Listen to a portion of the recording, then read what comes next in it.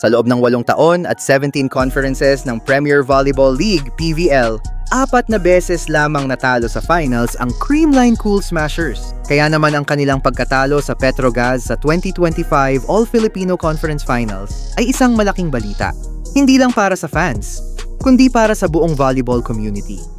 Ngunit sa halip na malugmok, si Team Captain Alyssa Valdez ay nagpakita ng maturity at leadership.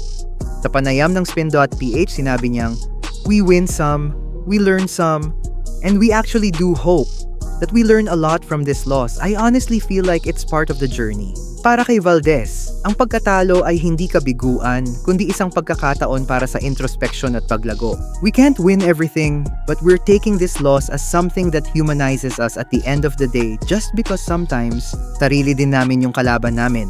Dagdag niya. Sa kabila ng pagkatalo, hindi nawawala ang determinasyon ng Cool Smashers. May paparating silang pagkakataon na makabawi sa 2025 AVC Women's Champions League, kung saan makakaharap nila ang mga champion teams mula sa iba't ibang bansa. Ayon kay Valdez, "Might be not today.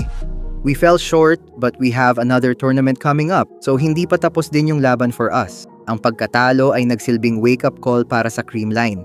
Ito ay nagpapaalala na kahit gaano sila kadominante, may mga pagkakataon pa rin na kailangan nilang mag-adjust at mag-improve.